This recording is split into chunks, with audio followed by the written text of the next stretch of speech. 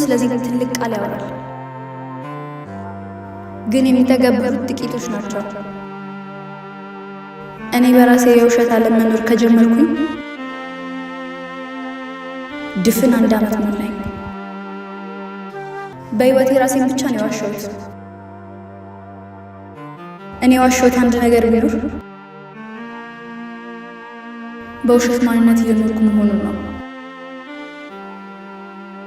እኔ የዋሸሁት ራሴን ነው። በህይወቴ ውሸት አላውቅም ነበር። አሁን በውሸት ተሸንፌያለሁ።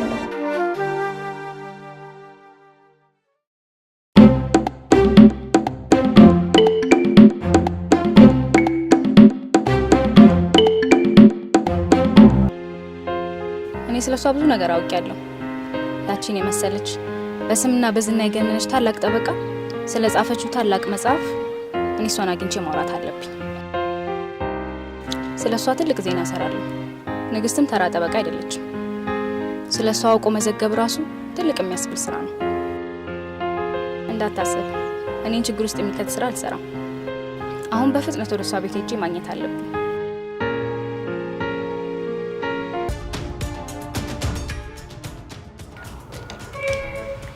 እንዴት ዋልሽ? እግዚአብሔር ይመስገን ደህና ነኝ። አንቺን ግን ማን ልበል ማለት ይከብደኛል። ሁሌም ዜናዎችን እመለከታለሁና አናቂሽ ነኝ። ኧረ እኔ ነኝ እንጂ አንቺን ማድነቅ ያለብኝ። ግቢ።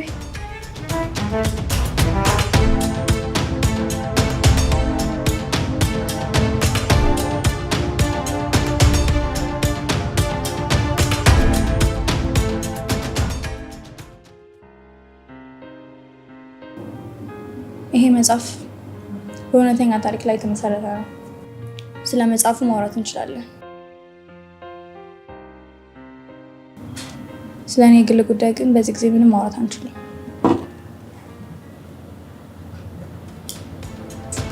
ይሄ መጽሐፍ እንዳይታተም የታገደበት ትልቁ ምስጢር ምንድን ነው? ይሄ መጽሐፍ በውስጡ ምንድን ነው የያዘው? ታሪኩ ሲጀመር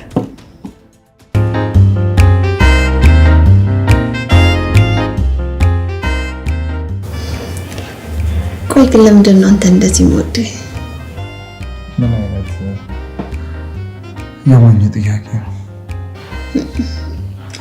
ባሌ ስለሆንክ ብቻ አይመስለኝም። እና የሆነ የተለየ አስነካኝ ነገርም አለ።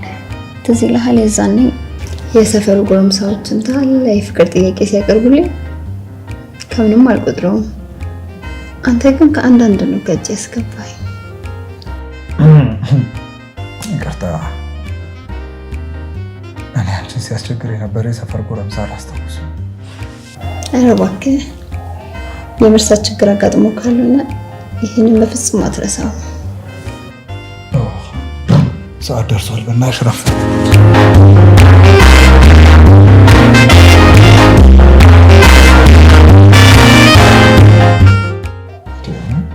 ምንድነው ባልሽን ቁርስ አትተሻሸም?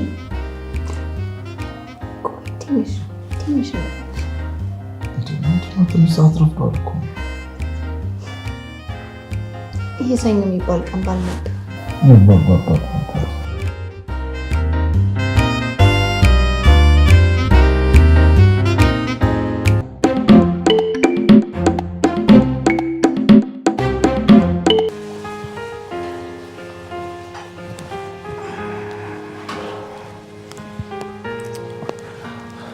ውዴ አፍጥኙ በእናትህ ሰዓት ረፍዶብኝ። እሺ መጣሁ። ቶሎ በይ። እሺ ተፈለበህ ሞንዶም የምትወደው ነው የሰራሁልህ። ቆይ ሻይ ይዤ ልምጣ።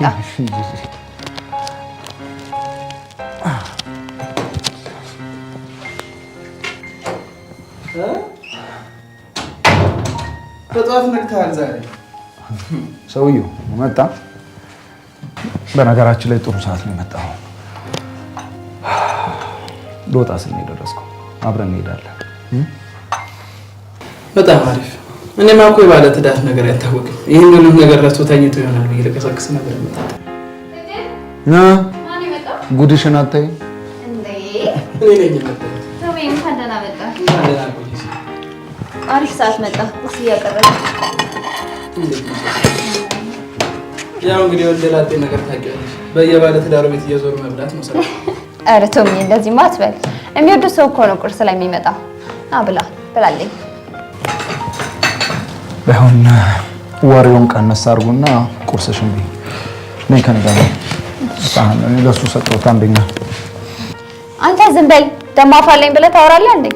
ልንገርህ ቶሚዬ፣ ጠዋት ምን እንዳለኝ ልንገርህ። ልክ ከእንቅልፌ እንደተነሳው አንቺ እኮ ድሮ ማንም ፈላጊ የለሽም ሰፈር ውስጥ አይለኝም መሰለህ? ስንት ፈላጊ እንዳለኝ አሁን ንገርልኝ። ምን ይሄማ የሚካድ ነገር እኮ አይደለም። ስንት ጎረምሳ ሲያስቸግረን ትዝ አይልም እንዴ? ከስንቱ እጅ ላይ እኮ ነው ነጥቀን ያንተ ያረግናት። እናንተ ከተገናኛችሁ እስከ ማታ ስለማትጨርሱ አሁን ረፍዶብኛል። እንሂድ፣ ጉዳይ አለብኝ። እንዴ የምራችሁ ነው? ምግቡ ላይ እንደዚህ ተጣድፋችሁ ልትሄዱ ነው? አረ ቆይ ብላ አይደለም። እጅሽን ይባርከውሽ። በጣም ቆንጆ ነው። እንጃ ሳህኑን ይዘው ታውጣ።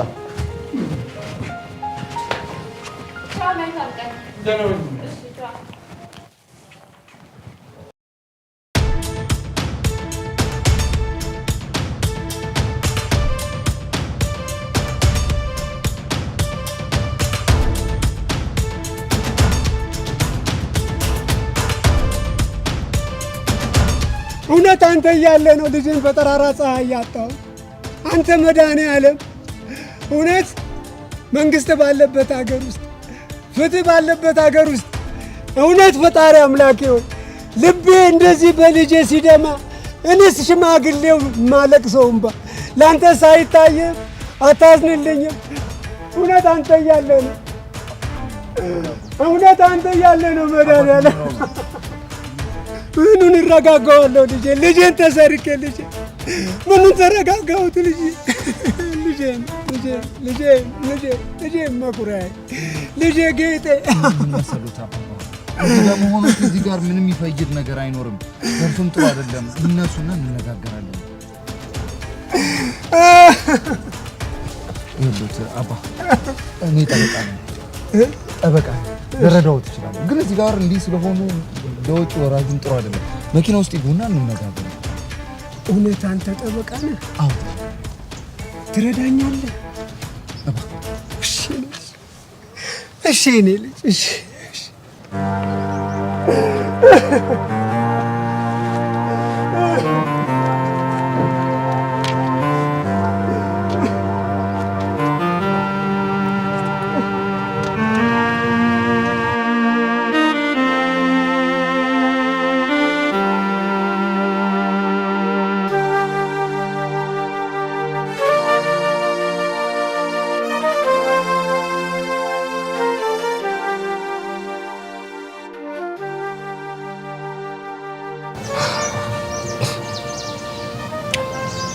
ይኸውልህ አባቴ፣ እስቲ ተረጋጉና የተፈጠረውን ነገር አንድ በአንድ ያስረዱኝ። አንድ ቀን በሀገር ሰላም በተቀመጥኩበት አንድ መልካም ወጣት መጣና ከሀገር ውጭ እንደሚኖርና በሀገር ውስጥም ብዙ ተቸግሮ እንደኖረና በብዙ መከራ ውስጥ አልፎ ዛሬ ትልቅ ደረጃ ላይ መድረሱን ነገረኝ። ትላንት ያሳለፈውን ሕይወት ሌሎች ሕፃናቶች እንዳያሳልፉት በማሰቡ ሕፃናቶችን ከገጠር ወስዶ ከተማ እንደሚያስተምር አሁንም የመጣው አቅም ያጡ ሕፃናትን ወደ ከተማ ወስዶ እንደሚያስተምር ነግሮኝ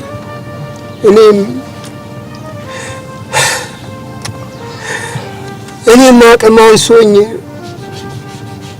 ለትምህርት ደርሶ ቤት የተቀመጠ ልጅ እንዳለኝ ነገርኩት። እኔ መጦሪያ የሌለኝ ምንም የሌለኝ እንደሆንኩኝ ስነግረው ከነገርኩት በኋላ ልጄን አንስቼ ሰጠሁት።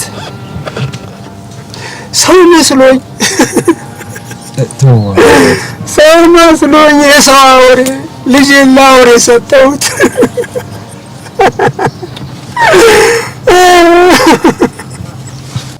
እሺ ከዛስ ምን ተፈጠረ? ከዛማ እንደሚረዳኝ ነግሮኝ ልጄን ሰጠሁት። ከዛሬ ነገ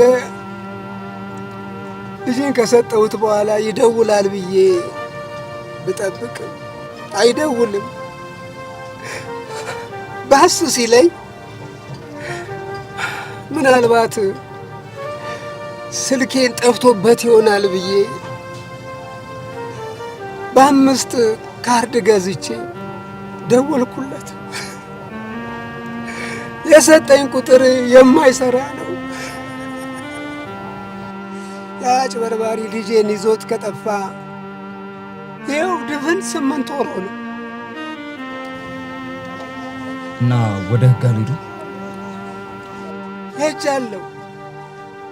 ምንም የፈየዱልኝ ነገር የለም።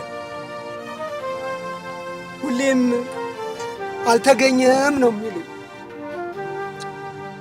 እሺ እንደው የሰውየው ፎቶ ወይ ደግሞ ማስታወሻ ይሆናል የሚሉት ነገር አለ? የያዙት ማስረጃ አለኝ።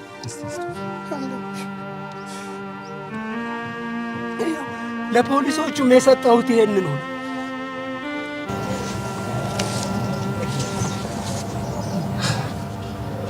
ይሄ ነው ሰውየው?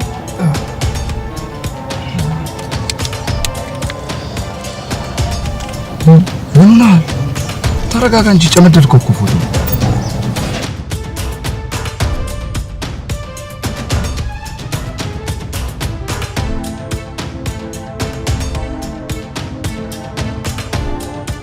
ይሁንልዎት አባት፣ እኔ ማውቃቸው ፖሊሶች አሉ። ይህን ማስረጃ ለእነሱ ልክላቸው። በእርግጠኝነት ይሆናል ወይ ልጆትን ወይ ደግሞ ልጆትን የሰረቀውን ወንጀለኛ ለህግ እንደማቀርበው እርግጠኛ ነኝ።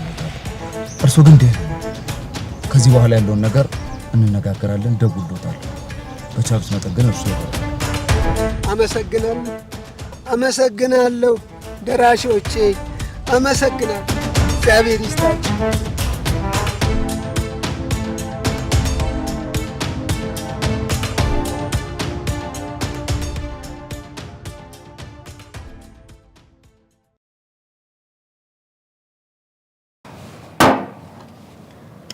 ልቅዳለሽ። አይምሮሽ ውስጥ በመጠጥ የሚታጠብ ነገር የለሽም ማለት ነው።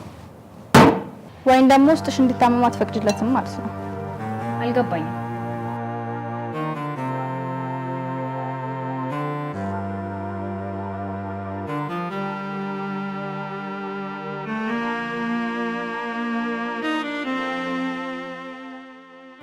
በጋዜጠኝነት ህይወትሽ አሳዘኝ ነገር ገጥሞሽ አያውቅም? ብዙ ነገር ያውቃል እንጂ። እሺ አንድ ነገር አንቺ ዜናውን ማቅረብ ቢኖርብሽ ከዛ ነገር ጀርባ ያለው ነገር ዜናውን እንዳዘግብ የሚያደርግ ነገር ካለ ለህዝቡ ትክክለኛ ነገር መናገር ባቺ እውነቱ ሳይታወቅ ቢቀር ምንም አይሰማሽም? ከዜናው ጀርባ ያለው እንዳልነገር የሚያደርገኝ ምን ቢሆን? ለምሳሌ አየሽ፣ የኔን ህይወት ጥያቄ ጋዜጠኛ ስለሆንሽ ብቻ መጠየቃችን፣ የግል ነገር አትጠይቂ። አንቺ ለራስሽ ስትይ ፈርተሽ ልትወጪ ማለቴ በጥብቅና ህይወትሽ ውስጥ አለ እንዴ? እኔ ራሴ ላይ የመጣ ነገር ቢሆን ሁሉንም ነገር እጋፈጠዋለሁ። ሲመስለኝ ያቺ ከማንም በላይ ልብና ወኔ ያላት ጠበቃ እጇን አጣጥፋ የተቀመጠችው በፍራቻው ራሷን ደብቃ ነው። ይሄንን ነው እኔ የማስበው።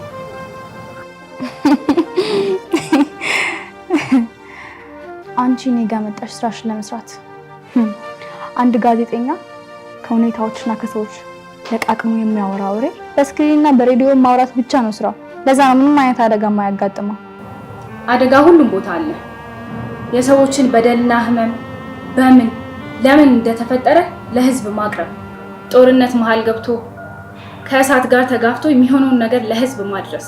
አንቺ ጦርነት የመዘገብ እድሉ ቢገጥምሽ አትሄጂም? እርግጠኛ ሆኜ መናገር እችላለሁ። እርግጠኛ ሆነሽ መናገር አትችይም።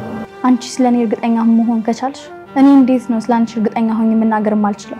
አንድን ሰው ቤቱ መጥቶ ፈሪ ከማለት ውጭ ምን ሊኖር ይችላል? ንገሪኝ። ይቅርታ፣ እኔ እኮ እንደዛ ማለት ፈልጌ አይደለም። ልትይ ነው በገዛ ቤት የመጣሽ የማይሆን ነገር እየቀባጠርሽ ነው። ለዚህ ነው የግል ጉዳይ ውስጥ አትግቢ ያልኩሽ። እሺ፣ አልገባም በቃ። እንዴት ነበር እረፍት? ጠበቃ ምን እረፍት አለው? እኔም እኮ ጠበቃ ነኝ፣ ግን በደንብ ነው ያረፍኩት። አንተ ነህ። አንዷ ደንበኛ የምን ብትለኝ ምን አለች? ከባሏ ጋር ልትፋታ ከሰከሰ ልክ የመጨረሻው ቀጠሮ ሲደርስ ደውላ ከባሌ ጋር ታርቄያለሁ ከሱን ትቻለሁ አትለኝ መሰል። ታዲያ እኮ የሚያስደስት ነገር ነው እንጂ የሚያናድድ ነገር እኮ አይደለም። ምን ነው ደስ የሚለው? ሴትዮዋ እኮ ገንዘቡን ልከፍለኝ የነበረው ከባሏ ከተፋታሽ በኋላ ከሚደርሳት የንብረት ክፍፍል ነው። ያንተ ችግር እኮ ይሄ ከገንዘቡ በላይ የተባረከ ትዳር ሲቆይ ደስ ሊል ሲገባ ምንድነው የሚያናድድ? ፈረንጅ ምን ይላል መሰል? ምን አለ ደግሞ? If expensive things cannot be converted into anything, there is no point of expensiveness. አለ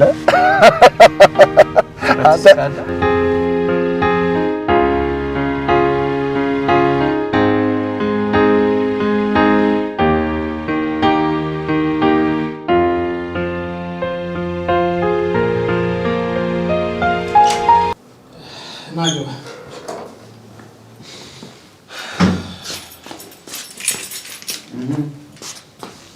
ተመቸው። ሚጠጣ ይችላል። እሺ ቀዝቃዛ። እሺ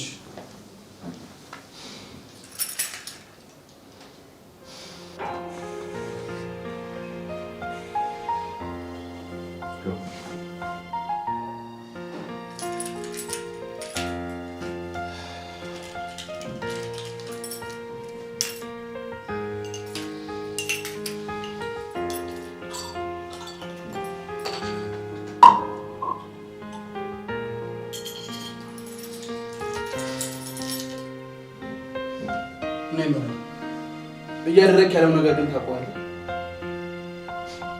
ደግሞ ምን አለ? ለሽማግሌው ልጃችሁን አስመልሳለሁ ፍትህ ታገኛላችሁ የምትለው ነገር ምን ማለት ነው? እኮ ትክክለኛ አሰጣችሁ። የተሰረቀባቸውን ልጅ ለሽማግሌው ማስመለስ ባልችልም የሰረቀባቸውን ወንጀለኛ ግን አፍንጫውን ይዤ ለህግ እንደማቀርበው እርግጠኛ ነኝ። ማለት የፈለኩት በመጀመሪያ ነገሩን ብናጣራ አይሻልም ወይ? እንዴት ነው የምናጣራው? አልገባኝም። ሽማግሌ እውነታቸውን ነው ወይ? ልጃቸው ተሰርቋል ወይ? አንድ መንገደኛ ልጅ ተሰርቋል ስላለ ማመን አለብን እንዴ? የሽማግሌው ልጅ እንደተሰረቀ አንዳችን ጥርጣሬ 100% እርግጠኛ። እንደ ጠበቃ አስብ እንጂ እንዴ! ቆይ አንተ በምን እርግጠኛ ሆንክ? እንዴት እርግጠኛ አልሆንም? እኚህን የሚያክሉ አዛውንት ሰውዬ እንደ ህፃን ልጅ ስቅስቅ ብለው ተንበርከከው እያለቀሱ ልጄን የህግ ያለህ እያሉ እየለመኑ ተው እንጂ ቶማስ። እንዴ ምን ሆነሃል? እንደ ጠበቃ አስብ እንጂ ለምን ሊዋሹ ይችላሉ? ምን ይታወቃል? በዚህ ጊዜ እኮ ትንሹም ትልቁም ተዋናይ ሰው ነው። ምናልባት እያስመሰለው ወይም በምን ያውቃል? እኚህ አዛውንት ፊልም ተዋናይ ወይ ደግሞ ፕራንክ ምናምን የሚሰሩ ሰው አይደሉም። የተበደሉ ሰው ናቸው። ፊታቸው ላይ ያስታውቃል። ቆይ እስኪ ተስፋውን ምን መሰለህ አትበለኝ። ስለምን ሲሉ መዋሸትን ይፈልጋሉ። በምን እርግጠኛ ሆነ የእሳቸው ልጅ አይደለም አልተሰረቀም አልክ? አላቅም። ብቻ ነገሩን አራርቆ ማየትና አርቆ ማሰብ ሲያስፈልገን አይቀርም። እርግጠኛ ያልሆንክበት ነገር ላይ አትጠራጠራ። ለመጠራጠርም እኮ ትንሽ ምክንያት ያስፈልጋል። ምክንያት አለ የለህም? እሺ ቆይ ሽማግሌ የሚሉት ነገር እውነት ነው እንበል። ልጃቸው ተሰርቆ ከሆነ እኮ ይሄ ነገር በእውነትም የተቀነባበረና የተዘጋጀበት ነገር ነው ማለት ነው። ይሄ ደግሞ ለህይወታችን የሚያሰጋ ነገር አለ እንዴ? እውነትህን ነው ቶማስ። እናንተ እኮ ችግር ውስጥ የሚከት ጥብቅና ስንቆም ወይም ችግር ሲያጋጥመን ይሄ መጀመሪያችን አይደለም። ብዙ ችግሮችና ብዙ ኬዞችን ተጋፍጠናል። በደንብ አዳምጥ። እኔ ህዝቤና ሀገሬን ላገለግል ነው በታማኝነት ይህን ስራ የጀመርኩት። ስለዚህ በፍጹም ወደኋላ መመለስ አልፈልግም። እውነታው እስኪወጣ ድረስ በነፃም ቢሆን እታገላለሁ። እንደፈለክ ማሰብ ትችላለህ። እኔ ግን ምንም የተዋጠልኝ ነገር እንዲዋጥልህ የጀመርከውን ቢራ በደንብ ጠጣው። ፍርሃትህን ለራስህ ያዘው። እኔ ተስፋሁን ግን ላመንኩበትና ለተማርኩበት ጥብቅና እስከ ጥግ ድረስ ቆማለሁ። በነገራችን ላይ ቶማስ፣ ይሄ ጉዳይ ከኔና ከአንተ ውጭ ሌላ ሰው ጋር እንድሰማው አልፈልግም። እናት ጋር ቢሆን ተቀባል። አታስብ፣ አልነግራትም። ፕሮሚስ? አንገባል። ጠጣሁ።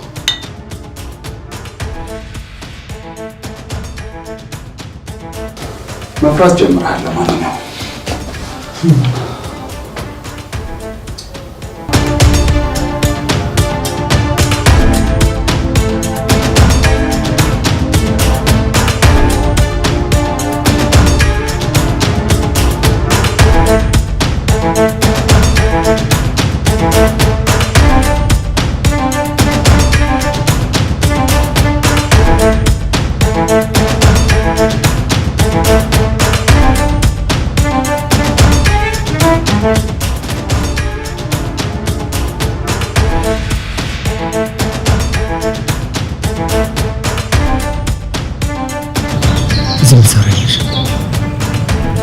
ከሚያስፈሩ ሰዎች አምልጬ። የሚያስፈሩ ሰዎች? ማናቸው የሚያስፈሩ ሰዎች? እዛ ነው ያሉት። ልታሳይኝ ትችያለሽ?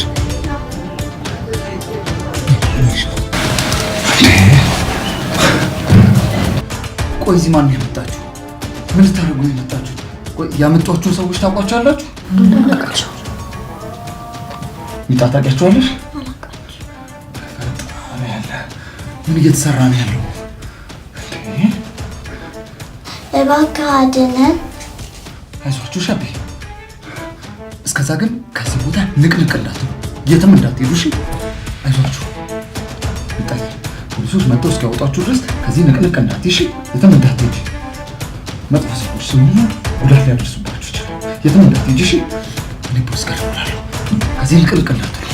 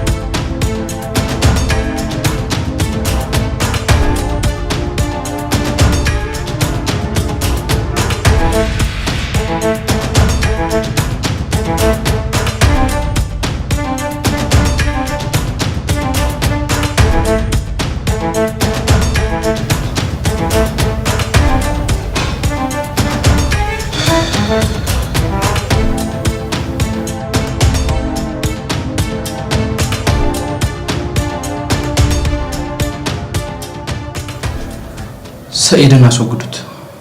አስወግደው ካልኩ አስወግደው ነው። ችግር ውስጥ እየከተን ነው። ስማ ደግሞ እሱ በችላ ባይነት በፈጠረው ችግር እኛ ሳንቀጣ አስወግደው። ትሰማኛለህ? እሱ በፈጠረው ችግር እኛ ሳንቀጣ አስወግደው። ደግሞ ሌላ ሰው ሳይሆን አንተ ራስህ ይሄን ነገር ማድረግ ያለብህ። ተግባባን?